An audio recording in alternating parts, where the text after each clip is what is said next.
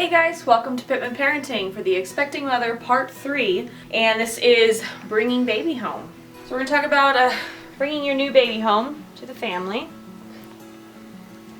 Now, especially if this is not your first baby and you have subsequent babies. So with your subsequent babies, just make sure and be very inclusive and be excited and, include them in, whatever. If they're old enough to hand you diapers or wipes while you're changing their diaper, stuff like that. Ours is a little too young for any of that, but just being very gentle and introducing the new baby to your family, including the dog. A personal choice of ours, we don't bed share, as you know, and we do use the pause method. So use the pause method for both of them. And as smooth as we thought it was with our firstborn, it's actually a lot smoother with this one, our second. And she was doing 4-hour stretches between 2 and 3 weeks. By the time she hit 3 weeks, she was doing 5-hour stretches. And as of the last 2 nights, she did a 6-hour stretch, and the last night was a 7-hour stretch. So she is catching on a lot quicker. Yes, baby? Okay. If you haven't seen the pause method video, please go watch it. I highly recommend it. It's amazing. It helps them learn how to sleep through sleep cycles and helps them learn to sleep through the night rather sooner than later. And again, we will put the link to that video in the description of this video. One thing I will say, I wouldn't use it until they're about 3 months old if you have a premature born baby or for babies that have trouble gaining weight. Then I would wait until about 3 months. I will say that even after 7 years of childcare, nothing prepared us for nighttimes with newborns. That was the one new challenge that came with parenthood. And unfortunately, the stigma is, oh, you'll never sleep again, your bed doesn't belong to you anymore, your life is going to be pretty much over for a while. It's a lot of really horrible things that are just normal society right now. And I can tell you with all my confidence that after having a second child, none of those things have to be true. That is entirely up to you as a parent. You don't have to give up your bed. We have never bed shared, not once. We have a 21-month-old and a 3-week-old, and we've never given up our bed. Our son's been sleeping in his own room since 2.5 months, and now she sleeps in a bassinet next to our bed, and as soon as she's sleeping through the night, then she'll join him in the kids' room. And even with a firstborn, we didn't accept any of those stigmas, and I knew that they couldn't have been true because they haven't been around for more than a generation or two. My mom never did that. My grandparents never did that. Aunts and uncles never did that. None of those things were ever a problem. That came up within the last generation or two, and that's part of a lot of the retrogressions that are today's parenting culture. Yes, I understand that every child is different. Our 2 children have been almost day and night. But newborns are a lot simpler than people are saying.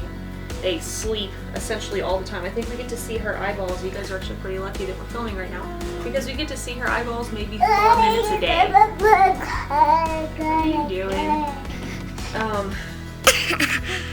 Thanks to the pause method, not only is she starting to sleep through the night, she's also self-soothes immediately. She makes a couple sounds while she's changing sleep cycles, and that's it. If she's a little moody, even during the day, remember we still use the pause method even during the day. We don't immediately pick her up whenever she makes a sound, and she's already learned to self-soothe, and she's a very, very calm baby. He was a little bit more rambunctious. We had to be very strict on the pause method and very consistent. It took us a lot longer to get him to sleep through the night. And like I said, every baby's different, but if you stick to it, it's going to get you there sooner than anything else. And as I've mentioned before, back when we had our first child, I wanted to seek more information on parenting. So at the time, she was my boss, but now she's my friend, and she had suggested for us to check out the book that I have suggested to many, many people, and it is Bringing Up Bébé, and it's amazing.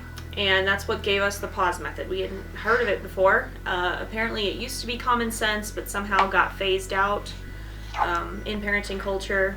It used to be complete common sense of higher generations. It has helped a lot with many things, not just sleeping through the night. We make sure and use the pause method in tandem with making sure that she eats every 2 hours during the day. That way she can make it through the night without eating and be completely healthy and be on her healthy eating curve. Hi. Who is that? Sissy. I'm not sure how all the bad stigma started. They're not anything that's been around for very long. It's been maybe a generation or two. Don't ask me how they started. I have my theories, but I don't know for sure. Also, with bringing the new baby home, we make sure and always swaddle her through the night, but not during the day, because newborns don't have any concept of day and night. It just kind of gives them a difference between day and night, and it kind of keeps them sleeping better, because they sleep better when they're swaddled than versus being free to move their limbs around. For baths, you can just do sponge baths. They have baby sponges that you can lay in your sink or lay in your bathtub. The sink is a little easier because they're so little, and you can do it every 3rd day. One thing I will say about siblings is make sure that you don't leave them alone with the babies unsupervised. There have been several accidents because kids don't know how to handle babies. But let them hold them while you're sitting next to them, and definitely include them in bringing this new human into your world and into your home. And I can't stress this enough. Remember, having kids, it's amazing. It does not take your life over. They add to your family, they add to your life. They do not consume it. And with having more children, you know, this is not your only baby. You have more children to take care of. What's up, sweetheart?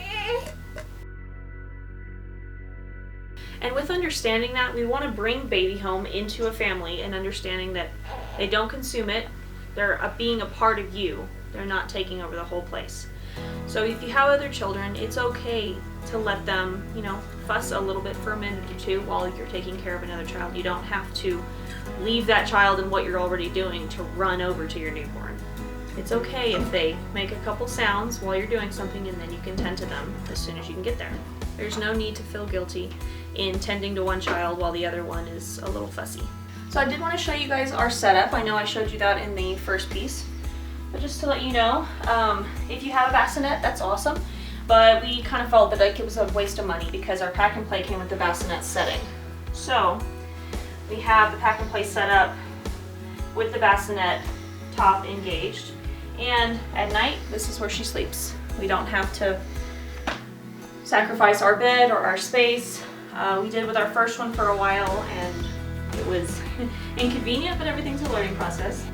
And we do use the boppy to sleep in. It specifically says on it to not let baby sleep in it. That is for lawsuit purposes. But we did it with our firstborn. A lot of people do it actually. I've done a lot of research and nobody seems to have any issues. I like it because, again, it keeps the baby propped up, tilted up. That way, if she throws up or anything, it'll run down. It won't be in her face and she won't be able to suffocate on it. Because they do tend to spit up. And throw up a little bit, and it's unexpected, and if it happens in the middle of the night and you can't hear it, there's not much you can do, right? It's better that she's elevated and it can fall down whenever she does that. One side tip of something that we personally do is we do not walk around with the babies. We've done it with our secondborn just as we did with our first. Whenever we want to hold them, we just sit down and we stay still. That way they can get used to being still and not needing to be bounced, not needing to be walked around. It makes everything easier on them and you. We do this a lot for the first few months, especially because this is the time that they are asleep the most and can gain healthy habits from the very get-go. This way we do not create unnecessary needs. I would say probably the majority of the reasons why babies need to be bounced is if they are having tummy problems, but that's about it. Even when we put the kids in the swing, we don't even plug the swing in or turn it on. Unless they were to actually get fussy and show a need for it, we just let it hang still. And this was Bringing New Baby Home for the Expecting Mother, Part 3. Say bye-bye.